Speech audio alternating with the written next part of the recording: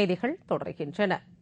சேலத்தில் real estate அதிபர் வீட்டுக்குள் நுழைந்து தாக்குதல் நடத்தி நகைகளை கொள்ளையடித்து சென்ற மர்ம கும்பலை போலீசார் தீவிரமாக தேடி வருகின்றனர். சேலம் கண்ணங்குறிச்சியைச் சேர்ந்த ரமேஷ்குமார் ரியல் எஸ்டேட் தொழிலில் ஈடுபட்டு வருகிறார். தனது மனைவி, குழந்தைகள் மற்றும் நண்பர்களோடு நேற்று மதியம் வீட்டில் இருந்தபோது 6 பேர் கொண்ட மர்ம கும்பல் ஒன்று பயங்கர ஆயுதங்களோடு வீட்டில் உள்ளே நுழைந்தது. இதைத் தொடர்ந்து ரமேஷ்குமாரின் மகளை பிணைய கைதியாக பிடித்துக் கொண்ட அவர்கள் நகை மற்றும் பணத்தை கொள்ளையடிக்க தொடங்கினர். வீட்டில் இருந்தவர்கள் குழந்தையை மீட்க முயன்றபோது பயங்கர ஆயுதங்களால் தாக்கப்பட்டனர். இதில் ரமேஷ்குமார், அவரது மனைவி மற்றும் தோழி பிரேமா ஆகியோருக்கு பலத்த காயம் ஏற்பட்டது. நகைகளை கொள்ளையடித்த நபர்கள் தப்பியோட முயன்றபோது ரமேஷ்குமார் கூச்சலிட்டதால் அருகில் இருந்தவர்கள் கொள்ளையன் ஒருவரை விரட்டி பிடித்து போலீசாரிடம் ஒப்படைத்தனர். தகவல் அறிந்த காவல்துறையினர் வழக்கு பதிவு செய்து தீவிர விசாரணை மேற்கொண்டு வருகின்றனர். 6 பேர் உள்ள வந்தாங்க, வீட்டுக்குள்ள வந்தானுங்க. அதான் காசு சாத்திட்டு இன்னும் என்ன பண்ண எல்லாத்துக்கும் டூல்ஸ் எல்லாம் பெரிய பெரிய வீச்சு எல்லாம் டிஃப்ரெண்ட் கத்தி, சின்ன கூரான கத்தி எல்லாம் வச்சு வந்துட்டு இருந்தாங்க. அப்புறம் பார்த்தீங்கன்னா என்னன்னா இல்லைன்னா என்னென்ன உட்காரானுங்க. அப்போ மேலே அந்த குழந்தைங்க கத்தி வச்சுன்னா மேலே பயந்துட்டு எல்லாமே அழுதுட்டு இருந்தாங்க. மிஸ்ஸஸ் கழுத்து இருந்த தாலிக்கொடி 7 பவுன் ப்ளஸ் 2.5 செயின் 5 பவுன் ப்ளஸ் என் கழுத்தில் 2.5 பவுன் செயின் அதெல்லாம் பிடிச்சி எடுத்துட்டாங்க. இதேபோல தனியார் எண்ணெய் நிறுவன காசாளரிடமிருந்து அரிவாள் முனையில் 1,20,000 ரூபாய் பறித்து சென்ற நபர்களை போலீசார் தேடி வருகின்றனர். கரூர் மாவட்டம் அரவக்குறிச்சியை சுற்றியுள்ள பகுதி மக்களுக்கு பிரபல எண்ணெய் நிறுவனத்தின் பொருட்களை மொத்தமாக விற்பனை செய்து வருபவர் முகமது அஹீம். இவரது உதவியாளர் ஹனிபா நேற்று இரவு வசூலுக்கு சென்றுவிட்டு சரக்குகளோடு தேசிய நெடுஞ்சாலையில் உள்ள ஹோட்டல் ஒன்றுக்கு சென்றுள்ளார். எண்ணெய் பாக்கெட்டுகளை லாரியிலிருந்து ஊழியர்கள் இறக்கிக் கொண்டிருந்த போது வசூல் பணத்தை முகமது அஹீம் லாரியில் அமர்ந்து எண்ணிக் கொண்டிருந்ததாக கூறப்படுகிறது. அப்போது இருசக்கர வாகனம் ஒன்றில் அங்கு வந்த மர்ம நபர்கள் திடீரென்று அரிவாள் முனையில் அஹீம் கையில் இருந்த பணத்தை பறித்துச் சென்றனர். சில்லறை வியாபாரிகளிடமிருந்து வசூல் செய்யப்பட்ட சுமார் 1,20,000 ரூபாய் ரொக்கப்பணம் கொள்ளையடிக்கப்பட்ட சம்பவம் அப்பகுதி மக்களிடையே அதிர்ச்சியை ஏற்படுத்தியுள்ளது. மேற்கு தொடர்ச்சி மலையில் தொடர்ந்து பெய்து வரும் மழை காரணமாக முல்லைப் பெரியாறு அணையின் நீர்மட்டம் உயர்ந்ததை அடுத்து விவசாயிகள் மகிழ்ச்சி அடைந்துள்ளனர்.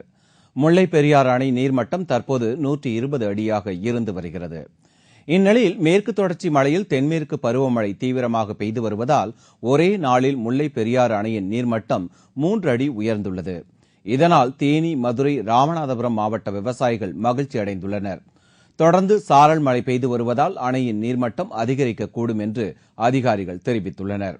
விவசாய பாசனத்திற்காக தற்போது அணையிலிருந்து வினாடிக்கு 900 கன அடி நீர் திறந்துவிடப்பட்டு வருகிறது. தஞ்சாவூர், சாத்தூர், பவானி, கடலூர், குறிஞ்சிப்பாடி, சீர்காழி, தஞ்சாவூர் அடுத்த புன்னைநல்லூர் கிராமத்தில் அமைந்துள்ள மாரியம்மன் ஆலயத்தின் ஆவணி பிரம்மோற்சவ விழா கொடியேற்றத்தோடு தொடங்கியது. தஞ்சாவூரை அடுத்த புன்னைநல்லூர் கிராமத்தில் அமைந்துள்ள மாரியம்மன் ஆலயத்தின் ஆவணி பிரம்மோற்சவ விழா கொடியேற்றத்தோடு தொடங்கியது. தஞ்சாவூரை அடுத்த புன்னைநல்லூரில் மிகவும் பிரசித்தி பெற்ற மாரியம்மன் திருக்கோவில் அமைந்துள்ளது. கோவிலின் ஆலய ஆவணி பிரம்மோற்சவ விழா கொடியேற்றத்தோடு தொடங்கியது. விழாவின் முக்கிய நிகழ்ச்சியான முத்துப்பல்லக்கு விழா வரும் 14ஆம் தேதி நடைபெறவுள்ளது. திருவிழாவின் இறுதி நிகழ்ச்சியான தெப்பத் திருவிழா அக்டோபர் 9ஆம் தேதி நடைபெறவுள்ளது. இந்த கொடியேற்ற நிகழ்ச்சியில் ஏராளமான பக்தர்கள் கலந்து கொண்டு அம்மனை வழிபட்டனர். இதேபோல விருதுநகர் மாவட்டம் சாத்தூர் அருகே உள்ள இருக்கன்குடி மாரியம்மன் கோவில் திருவிழா கடந்த 5ஆம் தேதி கொடியேற்றத்தோடு தொடங்கியது. திருவிழாவின் இறுதி நாளான நேற்று ஏராளமான பக்தர்கள் கலந்து கொண்டு தாங்கள் நேர்த்திக் கடனை செலுத்தினர். இதைத் தொடர்ந்து அம்மனின் வீதி உலா நிகழ்ச்சியும் நடைபெற்றது.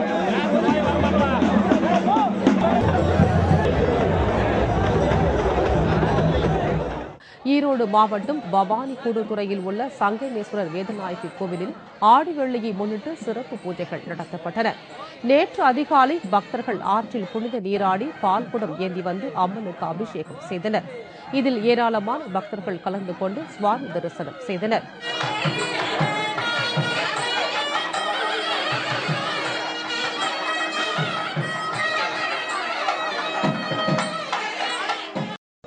கடலூர் முதுநகர் சாலை வீதியில் அமைந்துள்ள முத்துமாரியம்மன் ஆலயத்தில் ஆடு வெள்ளியை முன்னிட்டு சடல் உற்சவ திருவிழா வெகு விமர்சையாக நடைபெற்றது.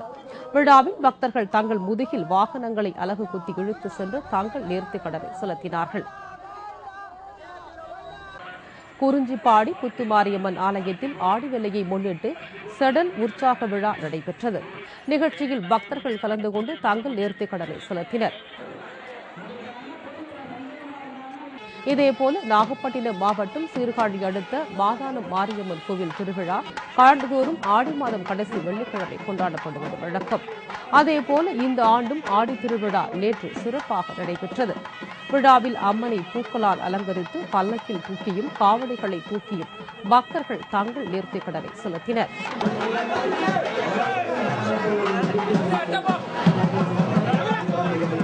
தமிழகத்தில் தொழில் சங்கங்களின் உரிமையை நிலைநாட்ட தமிழக அரசு முயற்சி எடுக்க வேண்டும் என்று மார்க்சிஸ்ட் கம்யூனிஸ்ட் கட்சி சட்டமன்ற உறுப்பினர் சவுந்தரராஜன் வலியுறுத்தியுள்ளார். சட்டப்பேரவையில் நேற்று கேள்வி நேரத்தின் போது பேசிய மார்க்சிஸ்ட் கம்யூனிஸ்ட் கட்சி உறுப்பினர் சவுந்தரராஜன், தமிழகத்தில் உள்ள அனைத்து தொழிற்சங்கங்களின் உரிமைகளை நிலைநாட்டும் முயற்சியில் தமிழக அரசு ஈடுபட வேண்டும் என்று கேட்டுக் கொண்டார். இத்துடன் பல தொழிற்சங்கங்களுக்கும் அங்கீகாரம் இல்லாத நிலை இருந்து வருவதால் அவற்றை மாற்றியமைக்க வேண்டும் என்றும் அவர் வலியுறுத்தினார். தொடர்ந்து தமிழக அரசின் ஊழியர்களின் ஊதியத்தை உயர்த்த தமிழக அரசிடம் அவர் கோரிக்கை விடுத்தார். இத்துடன் அரசு பணியில் ஈடுபட்டிருக்கும் தற்காலிக பணியாளர்களை பணி நிரந்தரம் செய்ய வேண்டும் என்றும் சவுந்தரராஜன் கேட்டுக் கொண்டார். உதகை மற்றும் அதை சுற்றியுள்ள பகுதிகளில் பீட்ரூட் விளைச்சல் அதிகரித்துள்ளது. நீலகிரி மாவட்டம் உதகை மற்றும் அதை சுற்றியுள்ள பல பகுதிகளில் கேரட், பீட்ரூட் மற்றும் முள்ளங்கி ஆகியவை சாகுபடி செய்யப்பட்டு வருகின்றன. தற்போது பெய்து வரும் கனமழையின் காரணமாக 3 மாத பயிரான பீட்ரூட் விளைச்சல் அதிகரித்துள்ளது. அங்கு அறுவடை செய்யப்பட்டும் பீட்ரூட் தமிழகத்தின் பல பகுதிகள் மட்டுமின்றி வெளி மாநிலங்களுக்கும் அனுப்பப்பட்டு வருகிறது. அதிக விளைச்சலோடு நல்ல விலையும் கிடைத்து வருவதால் விவசாயிகள் மகிழ்ச்சி அடைந்துள்ளனர். எங்கள் தோட்டத்தில் இங்கே பீட்ரூட் போட்டிருக்கிறேங்க, பரவாயில்லைங்க, நல்லா மழை பெஞ்சிட்டு இருக்குது. விலை 10 ரூபா, 12 ரூபா, 15 ரூபா வரைக்கும் போகுது.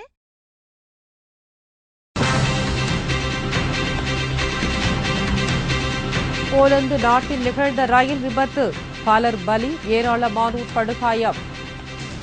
விவரம் இடைவேளைக்கு பிறகு.